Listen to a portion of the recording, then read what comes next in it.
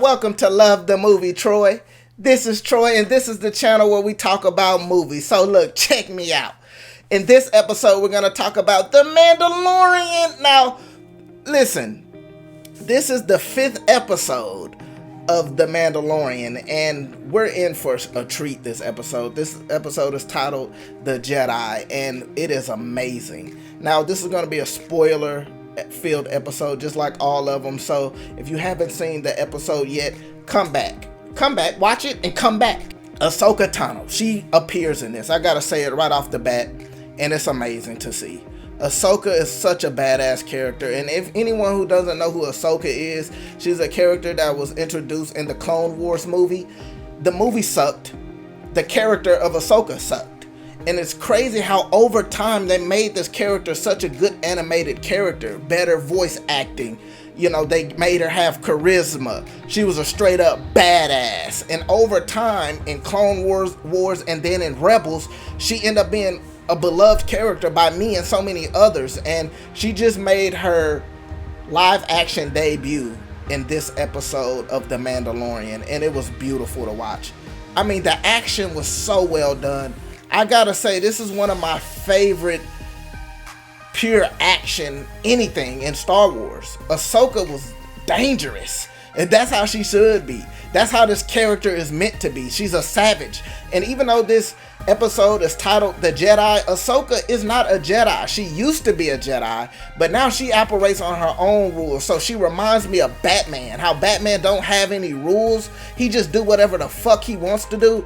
That's how Ahsoka is, and she's a straight savage at the beginning of this. Now, Ahsoka is played by Rosario Dawson. She's a phenomenal actress. Anytime I see her, I'm like, wow, she gave a good performance. I don't see her often, but when I do, I'm like, oh, there goes Rosario Dawson. Great, she's gonna do good. And she did great. She was perfectly cast. She looks exactly like Ahsoka Tano from the cartoons, and she sounds like her, and she has the acting chops to pull her off, and she did her action really well. I'm very proud of her. Now, this episode is directed by Dave Filoni. Dave Filoni, in my opinion, is a much overrated guy. He's overrated. I know everyone loves Dave Filoni. The Star Wars fans love him. I think they love him because he does great fan service-y things so well, right? When it comes to fan service, he's going to give you what you want. But to me, I look at direction. I look at storytelling and stuff like that, and he's not great at executing story for me. I mean, I look at Clone Wars. The first few seasons of Clone Wars sucked, and even the last season of Clone Wars sucked for the most part, and then the last few episodes was great. And then I look at like Rebels. Rebels wasn't a bad show, but it was disappointing in the end because it didn't reach the height of its potential, and I was a little disappointed. And even the episode that Dave Filoni directed last season, it was trash. It was the worst episode of the whole season. So coming into this, knowing he's directing this episode, I wasn't excited about him directing. I'm like, okay, he might ruin the episode, but he really did a good job directing. The camera work was phenomenal. The way he, built tension, the way he executed character development, he did just a phenomenal job directing, and I gotta say, I'm proud of Dave Filoni in this episode. This episode was pure fun, it was pure joy, and I left this episode with a huge smile on my face. Now, I also did a, breakdown video with a good friend of mine, Joel. He loves Star Wars more than anyone I know, and so I felt like I had to talk to him about it. Joel, what you think of the movie, like the episode overall, just like your overall general thoughts of it? Overall general thoughts. Yeah. I think I was like super entertained. First of all. Yeah. I think it's more the than most anything, entertaining. they hit all the beats. things. Yeah, for sure. They nailed them all, and I think I got a little more out of them than even what they thought they were giving. Yeah, I know they were like giving it to it. Like I knew they were like they're like, we're gonna make sure you get all the intimate moments and all the badass action and shit.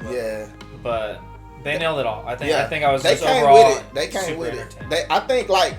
I honestly think this is the most entertaining episodes. You know what I mean? Like, it's not even close in terms of just being straight up entertained. I mean, that first the series of premiere of this one was also special, entertaining as fuck, and like extra long too. Yeah. But This one I think also just it topped it a little. It topped it a little bit. Yeah. So, I didn't even think we'd see lightsabers. Like me either. Like, and that's what like, and it looked so cool. Like I was like refreshing and new. But like, did you have anything that you didn't like about the episode, or a perfect episode? It wasn't perfect. There. I mean, with the stuff with Thrawn and Moff Gideon. Yeah. It's definitely a huge it's a name drop. It's huge. Yeah, it was It's huge. like, what the hell does this mean for the rest of the show? Mm-hmm. Like going forward. Yeah. And for me, I try not to worry about it too much. I understand that like continuity is very important, especially in this shit, especially in this stuff.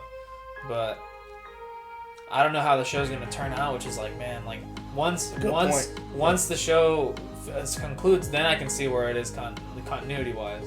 Good point. But like right now, it's just like Thrawn. It's for me, it's all up in the air because these people at Lucasfilms, like for all we know, the thing about I just don't see the whole thing. Your point about him being overshadowed is in this episode. It's not necessarily that they wanted to overshadow him, but I definitely think Ahsoka being who she is, being on it, is enough to be like, this is like. I mean, the episode's called The Jedi. It's called The Jedi. I mean, a lot of these other episodes are called like.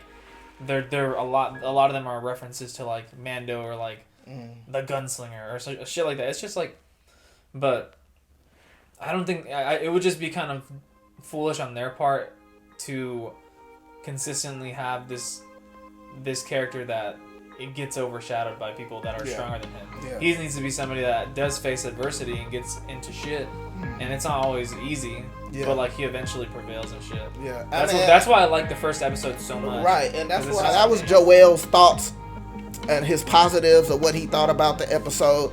We're for the most part, we're seeing eye to eye, but where I'm conflicted with not this episode, but with this show where it's going. Where I'm conflicted at is I think about all Star Wars from a continuity perspective.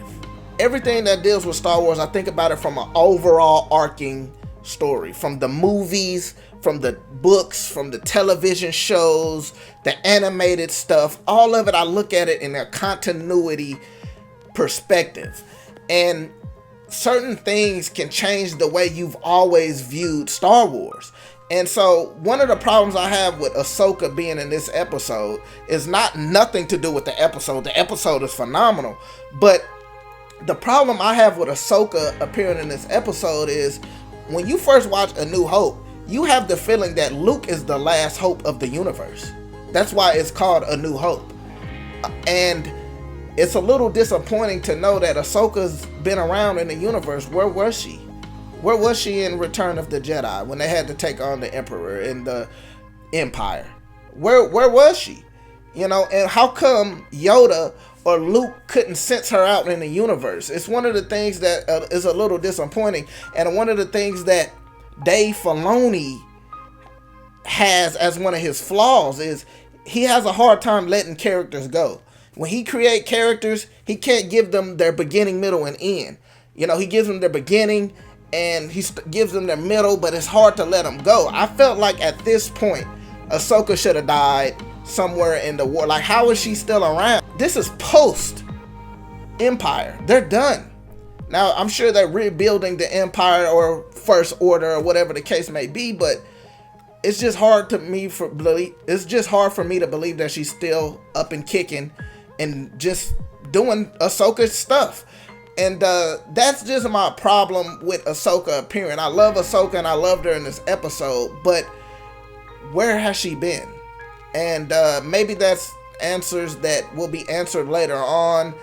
But as for right now, it kind of changed the way I've always viewed Star Wars for Ahsoka to still be alive. And another problem I have with the show as a whole is I feel like the show is starting to be a bit fan servicey.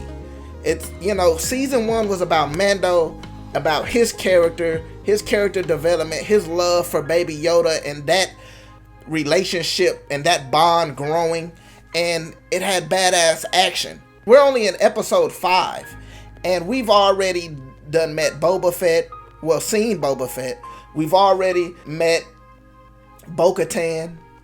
We've already met Ahsoka. We got a mention of Grand Admiral Thrawn in this episode, which is he's my favorite villain outside of him and Vader, it's a toss up. Him and Vader is like my favorite villain. So I was very happy to hear that. But at the same time, they kind of undercut Moff Gideon. You know, like they should have made Moff Gideon be a defeated character and then mention Grand Moff Tarkin. But whatever the case may be, it's still a great episode. It's my concerns. Hopefully they don't undercut Mando too much. But overall, I love this episode. I love this season. And hey, we got to see where this shit goes. It's going to get gravy. It's going to get groovy. I give it an 8 out of 10 as an episode. Phenomenal episode. My boy Joel gave it a 9 out of 10. So yeah, that was my quick review on The Mandalorian Season 2, Episode 5. I loved it. All right. Bye-bye.